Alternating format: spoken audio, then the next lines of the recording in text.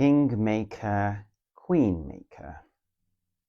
Following on from the last live, which was about House of Cards. If you haven't watched that already, I suggest you watch it. But the House of Cards was coming toppling down. Family issues, parental, toxicity. You no longer can handle that. You can see through that. So you were challenging all those things with your family. So going on from the cards, in the deck, we have the Queen and the King. Initially, this live was going to be called DF, the Kingmaker. However, we must be wary that the DM makes the DF into a Queen. So the DM is a Queenmaker.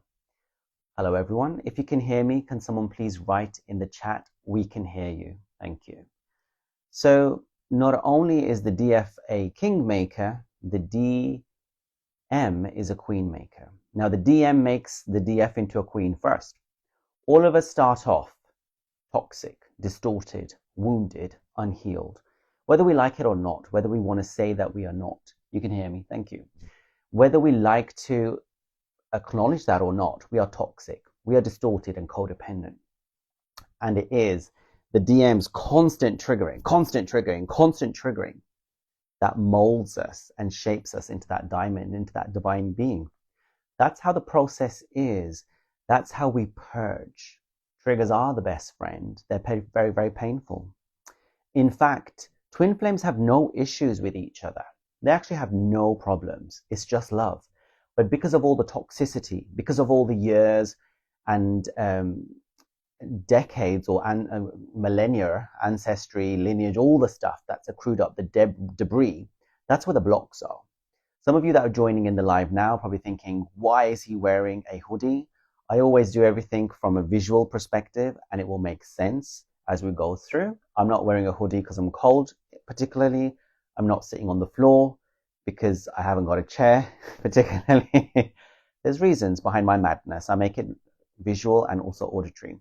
So twin flames themselves have no issues at all. There's none. You'd be together if there was none of the blocks in between. The blocks are the childhood wounds. The blocks are the ancestry. The blocks are the way in which the distorted feminine has treated the masculine and how the distorted masculine has treated the feminine in relationship to their parents, okay? So, last week was about House of Cards, family issues, childhood traumas, tumbling down, facing your parents, right? So now we're going to move on about how we're going to become sovereign. So like I said, initially it was going to be DF the Kingmaker, but actually it's better suited to have the DM as a Queenmaker as well. Because the DFs often sit on their high horse. I am more evolved. I am spiritual. He is stupid. He is egotistical, which it does seem like, okay? But think about the vision. So imagine like really highly evolved aliens come down on Earth and they look at us as humanity. They'll think we're stupid, okay? We're acting silly ways. But we're acting the best that we can right now. Or if you have angelic beings coming down as well, as trying to speak to us, they'll be like, they're on a different vibration. So you as a DF see things slightly different. But the DM is doing the best they can from where they're at, and they have to mirror that. So, but actually it is the behavior of the DM, which I've explained, which triggers the toxic feminine into being the queen, okay? Being the queen. So he's a queen maker. He makes you into a queen, and then you make him into a king, okay? We'll explain how that happens. You make him into a king when you get into union. I mean, initially, obviously, he's triggering you with all his toxicity, but his life's falling apart too. So he slowly and gradually, he is improving and he is getting better. However, once you have ascended and you're a safe space, he will come next to you. And that's where you will be his guru and you'll teach him.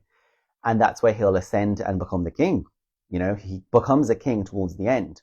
Now you can all scream at me and shout, Manny, we are not toxic. We are not distorted. So what are all the messages and emails and DMs I get every day where you're moaning about your man? Where you're moaning about the DM?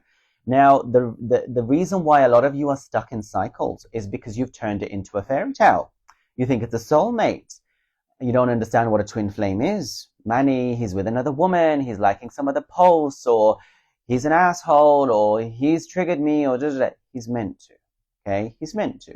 Now, see it as what you can learn from it. And we'll talk about 0 point in detail, because that is something that's not fully explored enough. We've talked about it, but not in complete analysis, which we're going to rip it apart today. So it's going to be good. So it's the DM who triggers the DF to ascend to heal her darkness and become a queen. And then once she's ascended and a queen in 0 point, and not even caring about union, that's when the DM will come and bother you to help him. So the DF goes first and balances that fear. And when we're in a place of 0 point or ascension, the DM can feel safe enough. He needs to feel safe. He needs to feel no judgment. He needs to feel that there's going to be no wrath of punishment. Now we're going to get into the punishment thing as well, because I'm a Scorpio, okay? My mother was very controlling and my father was very punitive, punishing. So I try to control my twin flame, and I was quite punishing as well. Now, when we go deep within our inner child and we look at that, because whatever you do to your twin flame is what you're doing to yourself. Whatever you do to anyone is what you're doing to yourself. So if you want to punish him, you're punishing yourself somewhere inside. And you'll be like, no, I'm not. But when you work with your inner child and you really close your eyes, there's a belief pattern in existence that you have got either from your mom or your dad, which tells you that punishment is what we must do. You must inflict punishment. But then you might say, but Manny, if we don't punish, or we don't have, a face like a slapped ass, or be a bitch to him, then how's he going to learn? Because he's going to walk all over me. No, he won't. Because karma is administered by God. You are not God, so therefore you do not administer punishment. Okay? You should not want to punish your DM. You want your DM to elevate into his godly nature, into his sainthood. And he wants you to be the same. When you initially meet, the reason why you don't stick around for too long is because the toxicity is there. Twin flames remember themselves and each other as their divine godly selves. But because of all that childhood trauma and toxicity, they are unable to face that mirror. Okay? So basically the DF does not want the toxic DM, and the DM does not want a toxic divine feminine. And you might be like, I'm not toxic, Manny. So toxic doesn't mean angry, aggressive, punitive, but it also means manipulative, codependent, lazy. That is not what you want. A DM truly wants a warrior, an amazing, loving, kind, peaceful goddess in her divinity. And you want the same back from him, a strong DM who is powerful and godly, right? So until you're in that form, you're distorted. And therefore, you will be triggering each other and you won't be able to get into union. So the divine masculine, they do a lot of shit. We know they do, okay? Because they feel unworthy. They take it for advantage that you are always going to be there for them. And that they have it's almost like the divine feminine also has this, he's mine and I can say even though you're single and you're not in a relationship, you feel like you own the man, okay? So in the same way, he feels like he can do what he likes as well and come back to you and you're always going to be there. And in actual fact, you are always going to be there if you stay in your divinity and in your truth. It's like a mother looking at a child that is kind of messing about and misbehaving, still your child, okay? And they are just suffering in their toxicity. It's their unworthiness and all the wounds. Twin flames themselves don't have any issues with each other. There's no karma. They love each other. But it's the childhood blocks that come through. So anyway, when he returns, he does not want any punishment, any judgment, or any of that stuff. He wants to feel safe. Now, God would have already given the karma to him, okay? He would have felt all the things he's done.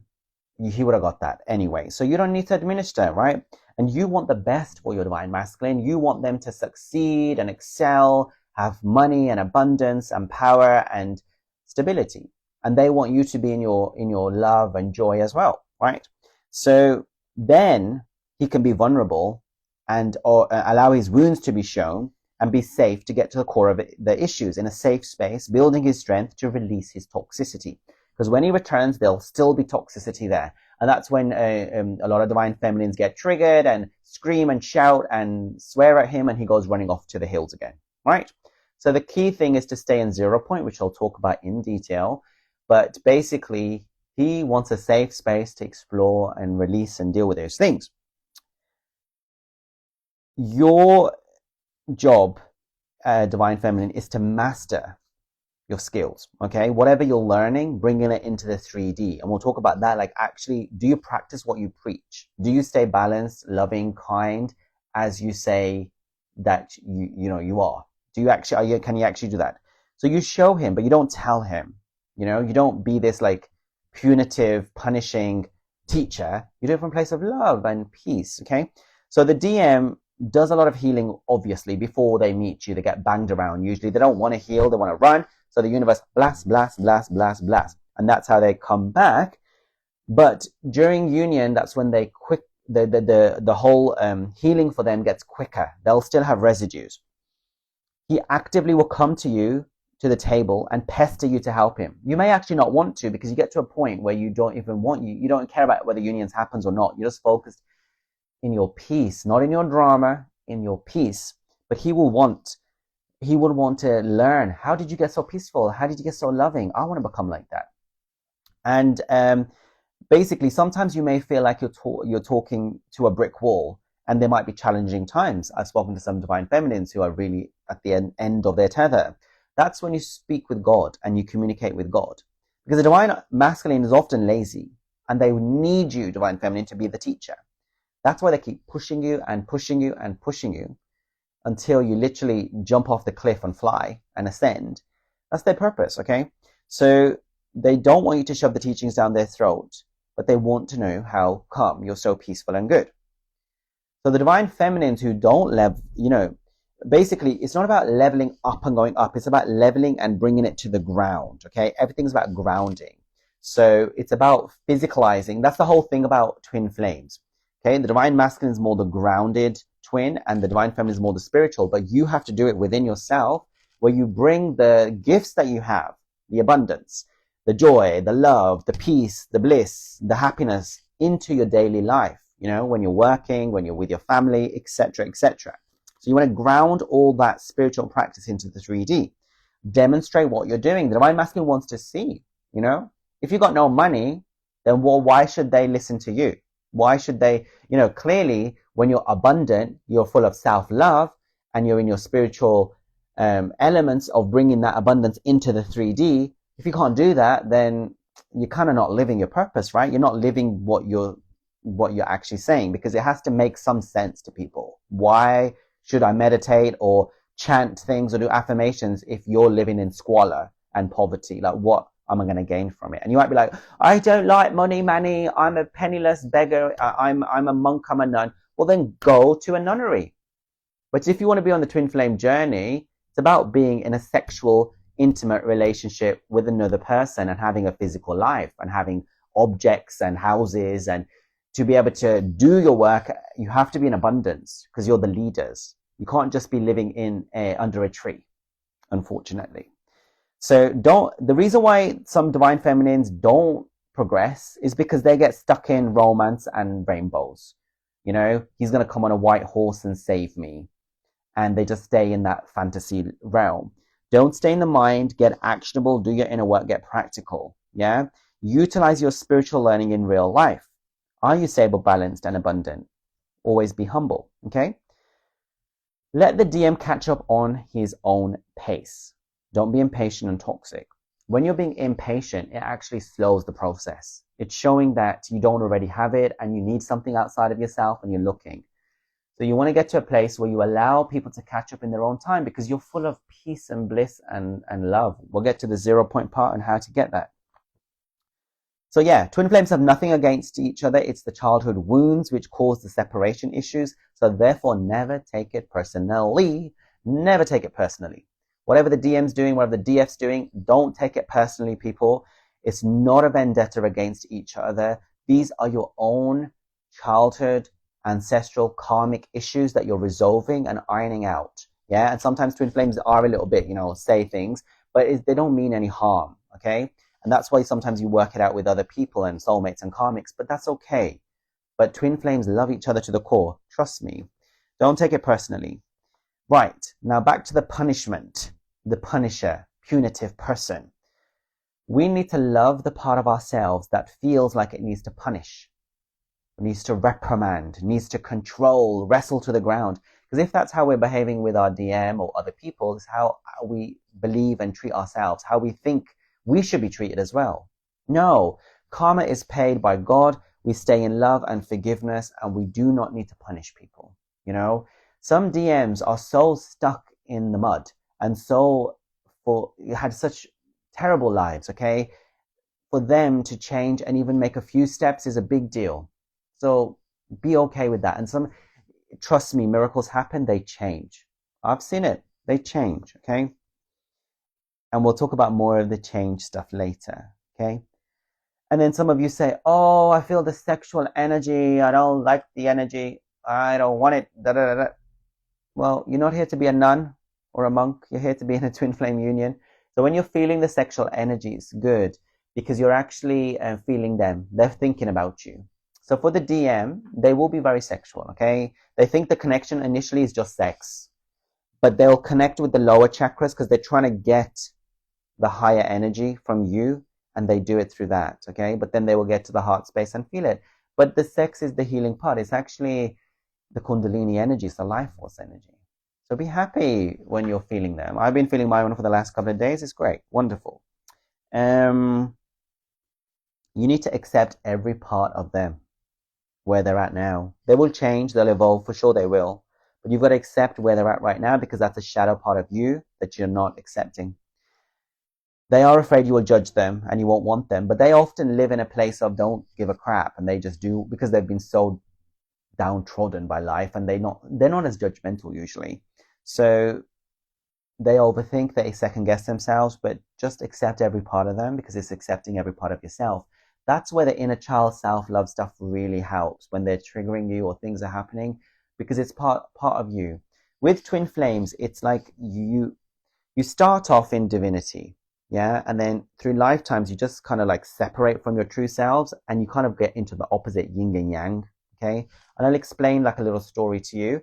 So for example, when I'm gay, right? So when I was younger, I thought that I should go for a white guy because I felt like the white community was more accepting, okay? I thought my own culture would be homophobic. So basically I should avoid that and I should go and get a white guy. But when I went out into dating and online apps, I've received a lot of racism from white guys. So that really hurt me. So I decided to go more towards spirituality and more towards like people of color, so people of my own, and date them, right? Even though I still had an attraction to the white guys and I still thought there was privilege and power and also a connection. And obviously my twin flame is an Italian white guy. So innately I was built to want that. And then my twin flame, for example, also wanted attention and validation like I did.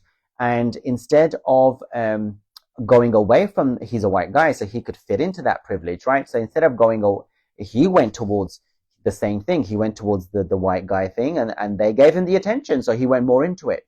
Yeah, he started to do pictures or whatever else to be a part of those sort of websites or Instagram accounts that are actually kind of racist, right? The ones who actually glorify the male white figure.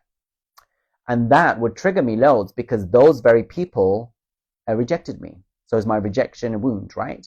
And even though my twin was in that lifestyle, he still didn't feel happy and still didn't feel that acceptance because that community was also very fucked up. Okay. So we are both going from our divinity and going outwards, but mirroring each other in opposite ways. And I was getting freaked out by his nudity and him going towards that community, which rejected me. And he was getting freaked out by my spirituality and my going the other way, because the coping strategy kind of went outward rather than being inward. And the process of triggering will bring you back to your own divinity in the middle again. So that's how you kind of like, as twin flames, yin and yang and opposite each other. But in the truth and the essence, in the middle, you're balanced. And we'll get into that as well. So accept every part of them. At times, they think you will always want them and they can do whatever they want. And they have a right over you. You're strong enough and you can handle it. And they're just drowning in their own stuff, okay? So, you know when I mentioned at the beginning that this was initially going to be called Divine Feminine, the Kingmaker, So obviously the divine masculine creates you into a queen by triggering you. So you've been triggered, you've ascended. Everything you say is manifesting. Okay, it's very important of what we say, divine feminine, because we can create the king out of him. So if we manifest abundance for them, God will create that. Okay, if we manifest the best for them, it will happen.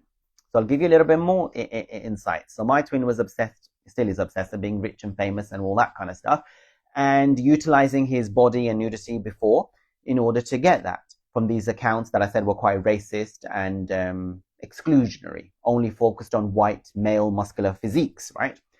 And that triggered me. However, I started thinking, and it all happens with God's grace. We stay humble. That it would be good, because he's a photographer, it would be good if he could get featured in, for example, Architectural Digest or, any sort of like wholesome things. I thought it one day, the next day I woke up, he was featured in it. Okay? So it got co-created with God. So we have to be very careful, divine feminines. I hope you can hear me. We have to be very careful, divine feminines, that whatever we say will become into reality for divine masculine. Okay, so if we keep saying he's a liar, he's a cheater, he's a womanizer, blah, blah, blah, blah, blah, that will continue. I was very pissed off for a long time because my twin's Twitter account had PayPal. He was people paying him for whatever nudity, sexual content he was doing. That went away, okay? When I just let it go. And then this week when he got featured in the Architectural Digest, he also changed his bio, because initially his bio said something else and then he put something about he's in a swimwear. I didn't like it, okay? I had to deal with it for about a year almost, less than a year. But he changed it to interior photographer. Now, things change. They change. We change. Think about what you say because you'll manifest it. And then I get Roy a message to say, like, well done. But basically, if we keep saying that they follow sexual accounts and women and they are low lives, they will stay stuck there because our words are powerful. Okay? So we create the king out of them once we become the queen. They've triggered us to become the queen, but we make them into the kings by pulling them up. So the words you say, the things you think, and how you believe about them, that will impact. Okay? That will impact. I hope you can hear me because this thing is moving. Okay. So be very mindful of the words you say. You can literally talk your divine masculine into becoming the king that he's meant to be. Because initially they don't just get it, right? They're not as evolved. It's a process of breaking their ego. First of all, it's a process of breaking your ego too, when they're triggering you, getting out of that fear, the toxicity and the control and punishment. And then they're at the same time being triggered out of their fears and unworthiness and running away. Okay? So it takes time. And that's how you become the king and the queen and sovereign over yourself. Someone who's not triggered by what's going on outside. Someone who's not being affected by what other people are doing. The DF's ego wants to control the DM, but the DM wants to have freedom. And you're doing it from a place of toxicity, but it will go away. And you will realize at the end, the journey is perfectly designed by God to break each other's ego. And triggers are your best friend. Yes. And another thing about my twin as well, and this is for a lot of the masculines, a lot of them are at the beginning weak. They're not men enough to stand up for what they believe in. They are a sellout. They manipulate their image for society. They please. Okay? When you accept the DM as they are, even when they feel unworthy or whatever, they will change. Okay? They do feel unworthy. They feel like you won't accept them. You'll judge them for their mistakes. But once you ascend, you won't. You'll understand that it had to be that way. The journey is about accepting all aspects of your being and those reflected. So get out of your judgments and your narrow boxes and allow freedom to reign. Liberate one another. The DM feels that when he's with you, he's going to be caged up, controlled, and not liberated. And that's a mistake. Because actually, once you've ascended and you've accepted and you've gone into this higher consciousness, he will come back and he will do the same. And when you're free from your toxicity and your wounding and your karma, You don't operate from that lower energy. You operate from higher vibration, which is total freedom. So yeah, the journey, you blast each other's limitations, and it's just a meat suit. It's just a body. So if they're doing anything sexual or objectifying, let it happen. Let it all go. It will all work itself out. When your ego gets too big, Divine Feminine, the DM will blast you. And the last week, there have been a lot of triggers for a lot of people. But you both suffer, and there's consequences. So focus on where these issues are coming from. Okay? Twin flames do not hate each other. There's no issues. There's no karma. There's love, but it's the childhood wounding, as I said. So focus on your parental issues. Yeah? Not the DM. Why is your mother like this? Why is your father like this? Why are these issues happening? And where are you taking that on as well? Drown out the noise. And that, yeah, so the reason why some twin flames don't progress is because the Divine Feminine stays in this romantic Cinderella world of soulmates, the prince will come on a white horse, and does no inner work. It's back-breaking work for ascension, okay? But then the DM just stays in this material sexual world. And they also don't realize that actually that's not fulfilling. When you get into union, that's everything. All the fulfillments are there. Because in union, it's a multi-dimensional journey. It's a multi-dimensional love. It's never static. It's incredible peace, and you don't need anything outside of yourself. Okay? So, why am I wearing a hoodie? Well, I was trying to visually show you about being the Jedi, okay? And I'll explain more about that. I've talked about being the veiled bride or the Jedi. We'll explain that, because now we're going to talk about 0 point. And 0 point is very important, okay, if you want to excel on the journey fast. And I've talked about it before, but never really gone into the nitty-gritty. And I want to get into the nitty-gritty, because when you're getting triggered, Divine Feminine, in the beginning, you want to ascend, and you want to ascend quite fast, and you don't want to be getting hurt. And then as you ascend, your Divine Masculine will ascend too. So the quickest way to do that is to get into 0 point. So what is 0 point? Some people call 0 point the middle path. But in spirituality, it's the place of pure stillness, emptiness, neutrality, no judgment, okay? A place where your mind, body, and soul are in perfect balance and harmony and alignment with the universe, and there's no resistance. You're in flow. You're allowing God to use you as a vessel to take you forward. You are completely present in the now moment, free from thoughts, emotions, judgments, expectations. 0 point is also known as the 0 point field, okay? And if you remember when I did my eyeball gain in December, I was transported to 0 point.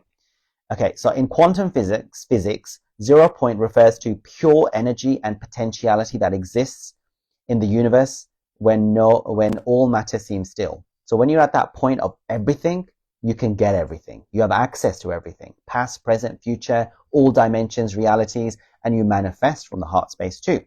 So in spirituality, the 0 point refers to where your consciousness taps into the field of infinite possibilities, a place of oneness with the universe or with God. And I'll explain an excerpt later where we talk about the Merkaba and how that helps in this situation. So it is the state before creation happens, absolute stillness, where everything and nothing exists at the same time. Okay, so this is where you have your liberation, your enlightenment, your ascension, your nirvana, your moksha, your mukti, all those things. Okay, so 0 point in meditation is no mind state. In deep meditation, you may reach a point where you're in zero thought, zero emotion, and zero identity. If you remember when I did my ayahuasca, I was going to go crazy. But the medicine took me to my heart space. That's your heart, your soul, your 0 point, where you're not thinking and you're just allowing and observing, okay? 0 point of consciousness, where you feel like there's where everything and nothing at the same time. It's a state where you transcend the ego and the body and merge with the universal consciousness. Complete peace, bliss, and detachment. Detachment from everything, okay? No pushing energy towards DM. So 0 point is a place of neutrality. So there's no positive and negative. There's no black and white. So if you think about twin flames like a seesaw, right? If the Divine Feminine is too much in one polarity of judgment or even too much light, the Divine Masculine will have to go into darkness, okay? That's how you want a 0 point is the middle point in the middle, the pivot, yeah? The sweet spot. I've talked about that before. but where you're not too much into this side or that side. You're in the middle, balanced, okay? So no polarity, neutrality, no good, no bad, no right, no wrong. Now, some of you might say, oh, but there are things that are good and right and wrong. Well, God does not judge, okay? Everything is a lesson, a learning, and it's a process. And people do it because they're at different places in their consciousness. It's a state of where you're not reacting to external situations. You're simply the witness. No matter what the DM's doing, you're not reacting. It's hard. You'll get there. The less you react, the less he'll do. As you react, you give him energy and he does it more. Okay? And they test you that way too. They're trying to get you to this point. So it's a state where manifestations happen effortlessly and you're in the universal flow of energy. It's where it's nothing and everything all at once. In spiritual experiences, the 0 point can feel like an absolute void, nothingness and everything, which they talk about in Buddhism, okay? It's the middle path. It is a state where you realize you are not your body, your thoughts, and your identity. You're just pure consciousness. And you might think, oh, how am I ever going to get there, Manny? But we got to get there with practice, and we will get there because that's where we're going to get ascension and union, okay? This can be frightening for some, but it's the state of ultimate liberation, enlightenment, okay? Did I call it Bung state at one point? I think I did, yeah. Okay, 0 point in manifestation, so quantum manifestation. Some spiritual teachers believe that 0 point is where all manifestations exist because everything, past, present, future, is the place of pure potentiality, okay? When you are in 0 point consciousness, your mind is completely still, your heart is open, and the universe is responding to your desires. So if you know Bashar, as channeled by Daryl Anker, he talks about core frequency. Everything you want is trying to get to you, and everything you don't want is trying to get away from you, but you get in the way of it with your mind. But if you just stay in that place of your soul, your heart, the nowness, 0 point, everything will just naturally gravitate and sort itself out, including divine masculine. It is said that if you stay long enough in 0 point, you can manifest anything instantly because you are connected to source energy. How do you get to 0 point? So meditation, breathwork, silence, surrender, and peace, okay? Deep meditation dissolves your identity. Slowing down your breath gets you to stillness. Sitting in silence without reacting. Letting go of control, resistance, expectations. Being in the now moment without judgment or attachment. Twin flame journey completely gets you this place. So when you get to 0 point, you'll be pure, peace, and still. Connected to everything. No sense of time or space. And when you're with your twin flame getting intimate, or when you're with your twin flame just hanging out, that's how you feel. Your manifestations become instant and you're in complete oneness with God and universe. Your mind is silent, you are in awareness. And some of you do mention to me, oh Manny, when I'm with my twin, everything just happens easily, right? So many enlightened masters, monks, mystics describe 0 point as the moment where they experience God, source, or oneness. It is often called the void, great silence, source point, and quantum field. It is a state before the universe creates anything. It's pure potential. So in simple terms, 0 point is absolute stillness, neutrality, and presence where you're free from the mind, identity, and attachments, allowing you to tap into source, God, universe directly. In this space, you become one with everything and manifest easily, effortlessly. Okay? So I'm going to read to you a little bit from someone called Karen Cheong, what is 0 point. It's really amazing. So she explains with the Merkaba. So you have a triangle here. I'll do it like that. Triangle there. Oh, that's the hearts come out. And then you've got a triangle on top, okay? So it's the divine masculine, divine feminine energy. The triangle, you'll have on one side darkness, one side lightness. And you want to get to the point at the top where you're in balance, in neutrality. And as you go further up there, less duality will be there and you'll get into oneness, okay? And that's where your twin flame can meet you. They can't meet you if you're all the way there or there all the way. You have to meet in the middle, okay? So we're talking about 0 point. It's the reference to lightness. I want to make sure you can hear. Okay. It's a reference to lightness and a fear of darkness that's embedded in our culture and reinforced by religions. So a lot of spiritual people are basically always talking about, you know what? I want to be light, love and light. No, you want to be both. You want to be looking at the shadows. You want to see it and not be part of it and just observe, just like God is. You don't want to get into the darkness and, you know, be taken over by it, but you want to not reject it either. Observe and let it go, okay? So even the words themselves evoke ideas. We want lightness, happiness, and joy, and we fear darkness, despair, and grief. But we could start to see the two things for what they truly are. Void of human judgment, we can begin to master them, and that is 0 point. So see them for what they truly are.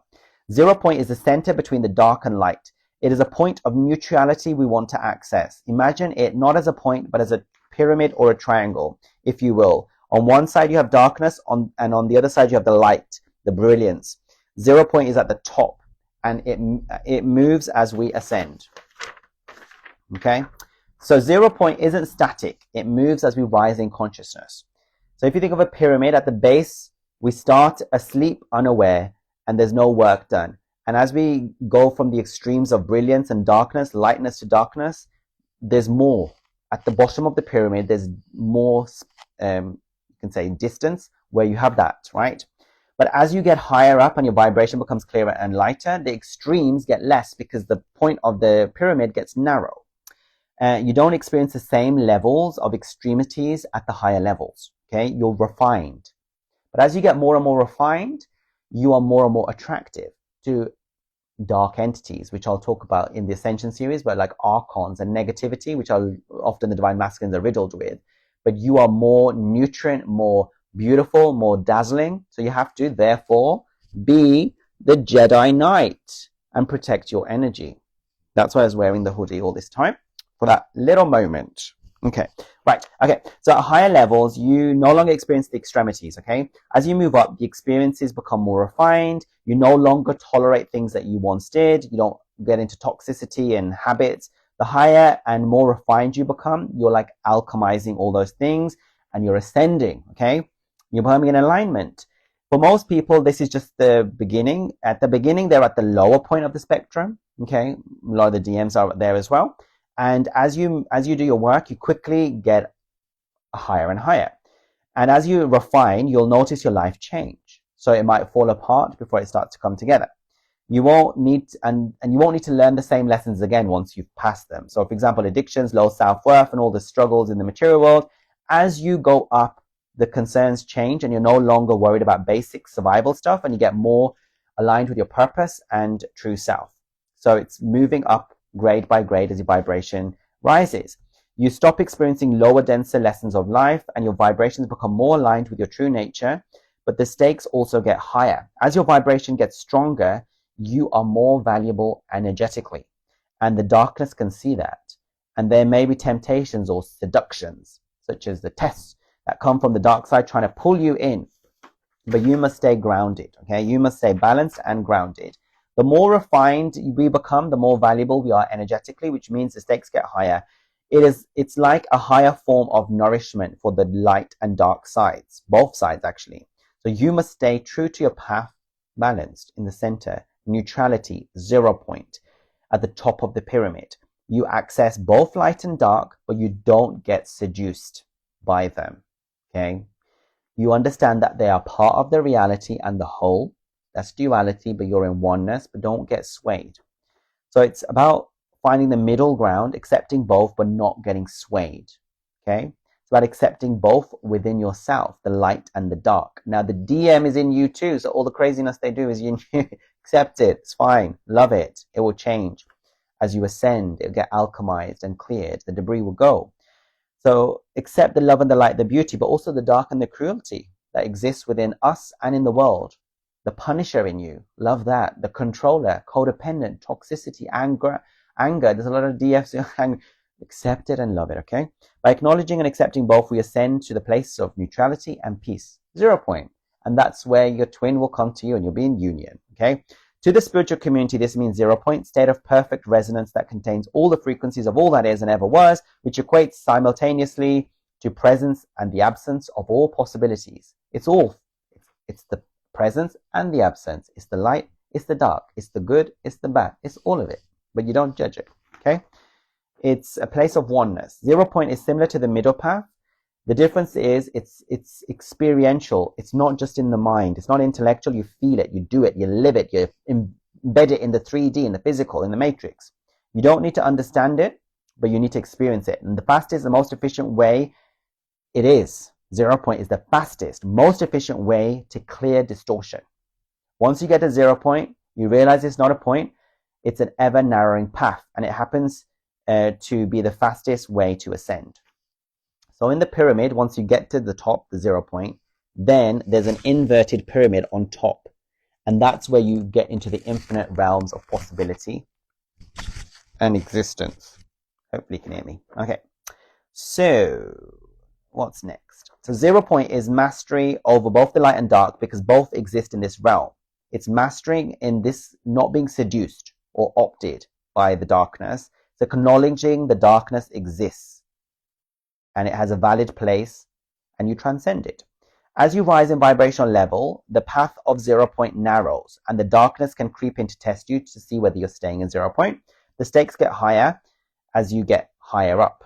At 0 point, you experience neutrality and peace of all that is, and it's very profound. The more frequency work you do, the more you move, the more you remove the distortions, and you move towards 0 point. So whatever your DM's doing, stay in 0 point. Stay balanced. So to a lot of your comments these days, I've been writing 0 point, 0 point. You probably think I'm crazy. What's he saying? This is what I'm saying. So 0 point is where you are the witness. Witness everything from your third eye, and you're not reacting. There's no future, there's no past. It's now where God is. It's a place of pure potentiality, infinite abundance, mind-blowing, peace, love. It's the Merkaba pyramid. Upward and downward triangle, divine feminine, divine masculine. Where they meet in the center, in the heart space. No time exists, and you feel like that with your twin flame. It's a multi-dimensional space where you can manifest everything, connect to all, and all the answers exist. So if we get into a heart space, we'll understand it all. Okay? And then you're a receiving device and antenna. You are radiant and attractive. You are in your heart. You ground yourself. You're humble. You're full of light, love, and you're like that daily in your 3D world and practice. Yeah. Be a Jedi Knight. Protect yourself from the dark forces. Cloak yourself. It's a fast track to ascension. So you cloak yourself. You protect yourself. You stay humble. You stay grounded. So the divine masculine. Well, they're not divine in the beginning. The masculine creates, he is the Queenmaker first by triggering you. Okay. And for you to become truly sovereign, you need to get to 0 point.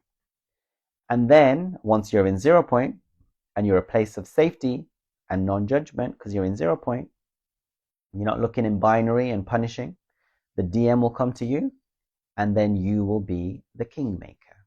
And then he ascends to 0.2. And that's what today's live was about. So last week we did about House of Cards, challenging childhood issues. And this week we looked at how you become your own sovereign being, your queen and king. So I hope you really resonate and you really take advantage of this live, watch it over and over again, so that you too can get to a place of neutrality and peace and oneness and bliss in a union, 0 point. And have a great week. I look forward to seeing you next time. See you later.